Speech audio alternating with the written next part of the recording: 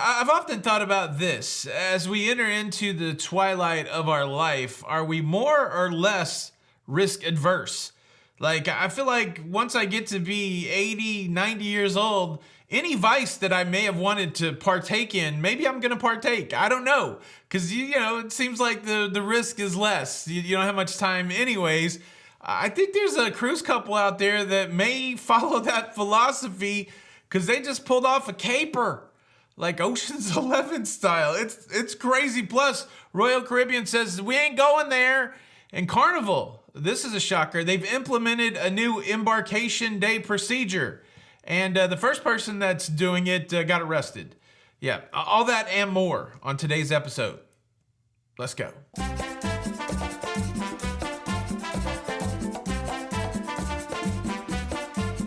Hey, what's up, everybody? Welcome to La Little Loca. I am your host, Tony, here to talk you through everything going on in cruising. It's a cruise show. It's for your face. It's Monday the 19th of May, 2025. And let's do it. Let's talk about the caper cruise couple on the Celebrity Constellation in Italy. It's really a simple tale. A couple of ages 77 and 87. They disembark the Celebrity Constellation in the cruise port of Messina, and they excursit. They go on a walkabout. They find themselves in a jewelry store, and there's a ring that catches their eye. They ask the shopkeeper, may we look at this ring? And the shopkeeper gives them the ring to look at, and then the shopkeeper goes and attends to something else, and they leave with the ring. And they get back on their cruise ship and they leave Messina. Now later in the day, the shopkeeper realizes that the ring is missing. She remembers that she showed it to this older couple. And so they phone ahead. They phone ahead to Naples, where the cruise ship is stopping next, saying that maybe a couple on board shoplifted our ring. And that seems crazy, right? Like, surely that didn't happen. Well, the couple is identified, and the Naples police go on board the cruise ship to question the couple. And guess what they find in their possession? The ring.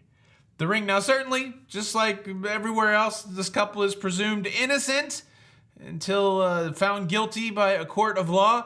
It certainly seems suspicious that they have the ring on them. It's about $1,100 ring, and they will be held for a trial to determine whether they were capering, whether they were heisting, whether this was on purpose. I don't know, man. What would you plead? Would you lean into your age and plead senility? Like, oh, I didn't realize we had the ring. I thought you put it back. Why do we still have the ring? I'm so shocked that we have the ring. Or will it be found that these couples are masters of chicanery, slowly building their criminal empire, $1,100 rings at a time? Cruise ports all around the world. It could be the perfect crime, other than getting pinched, other than getting caught. I'm watching this show on Apple TV right now with John Hamm. And then whenever I asked Jenny if she wants to watch the show, I said, you want to watch that show with John Hamm sandwich? I don't know why that's funny to me, but it's called Friends and Neighbors. And it's about a kind of a white collar guy that becomes a thief. It's pretty good. Pretty good. Yeah. This will be interesting to see what happens to our, cruise ship Bonnie and Clyde, as it were. So I think many of you know I am not traveling much this summer because I'm nursing my bum knee, but I still want to stay connected to this idea of world travel. Unfortunately, the sponsor of today's episode is helping me with that. Today's episode is sponsored by Babbel. Babbel is one of the top language learning apps in the world, with lessons designed by real language teachers with the goal to get you start speaking a new language in just 3 weeks. So I am virtually returning to Paris, working on my conversational French. I got the app right here. So I've been working on this section, Countries and Tradition, French for Your Vacation. I like Babbel because they have a lot of different lessons. The ones I respond best to is when they say something and I repeat it. It works something like this. J'ai réservé une chambre double. J'ai réservé une chambre double. Look, I got it right. I reserved a double room. Et le petit déjeuner? Et quel est le petit déjeuner? What time is the breakfast? Chambre n'est pas propre. Merci. It's a very cool way to connect to another culture using real world conversations. Babbel's got a 20-day money back guarantee. If you want to try Babbel for yourself at a discounted price, click the QR code on the screen or click the link in the description to save 60% off of your Babbel subscription. Thank you, Babbel, for opening up the world while I'm stuck at home, and thank you for sponsoring today's episode. Story number 2 is a story of world domination being realized. We've got word out that MSC continues to build cruise ships, and their order book has just increased by 2. MSC has ordered 2 more world-class cruise ships. This will be world-class 5 and world-class 6. Of course, they'll be named later. They're going to be delivered in 2029 and 2030. Of course, we already have on the sea the MSC World Europa, the MSC World America. There's still 2 more world ships currently under construction, the World Atlantica and the World Asia. Those are coming out 26 and 27. But yeah, there is no sign that MSC is slowing down. These cruise ships, 5,400 passengers, LNG. What I've seen from the MSC World America, beautiful cruise ship. But yeah, MSC wants to continue their quest for global domination. Did you ever aspire to be a supervillain and want to control the world? I think that was in between me trying to do pharmaceutical sales and my stint with Amway. I think I did have a little pocket of supervillainy in mind, but it didn't work out. It didn't, maybe because of the court order, but it didn't work out. Yeah, how about you? Have you ever schemed to rule the world? To rule the world! Story number 3, Royal Caribbean has canceled additional stops in Labadee. Labadee in Haiti. The Haiti's been tumultuous. I guess it's been going on well back into last year, where civil unrest has called into question how safe it is to go to places in Haiti. Labadee is kind of a private destination in Haiti, and it's surrounded by a fence and all that stuff, but you know, that's the last thing you'd want to happen, is to go to a place that you feel is secure and then something bad happens to your customers. So Royal Caribbean saying they're not going to go there for a little bit. Notably, it has been a stop and start, now stop again type deal. They stopped going to Labadee last year, then they resumed going to Labadee, and then April this year they stopped going to Labadee, and then they've just announced these cancellations through August. So continue to wait and see what happens after August. But of course, Royal Caribbean, Celebrity, major cruise lines going to Haiti, canceled.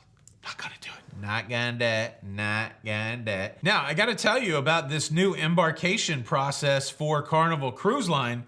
But before I do that, gotta take a break. You know what it is. Dance break. Get up. Get up.